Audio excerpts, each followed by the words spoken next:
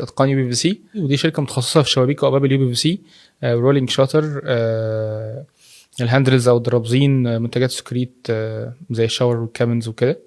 شركه تقريبا بقى لها 5 سنين في السوق، بفضل الله يعني من دي 1 محافظين على فكره خدمه العملاء. دي اول حاجه عندنا. حكايتنا مع ديكونيك بدات من قبل التاسيس، يعني واحنا بنأسس كنا بنأسس ان احنا معانا قطاع ديكونيك، فبنفتح التواصل عشان نبدأ مع بعض واحنا بنبدأ الشركة. الثقة في القطاع جاية من حاجتين. النقطة الأولى اسم ديكونيك نفسه، وهو اسم طبعا معروف عالميا.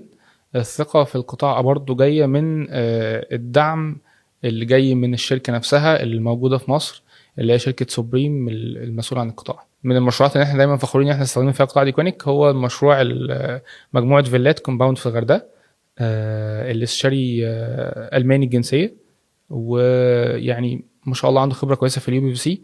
فيعني كان لازم قطاع براندد أولا، ثانيا أقدر يعني أسوقه للعميل بشكل قوي، وهو فيه الإمكانيات اللي محتاجها العميل بشكل مباشر. يعني أهم ميزة ديكونيك إن هو عنده حلول دايما للشبابيك والأبواب. لو هنتكلم بمسميات يعني أقسام معينة للضلف متنوعة، سيستمز مختلفة، فده دايما بيدينا فرايتي او تنوع في التوصيف مع العميل.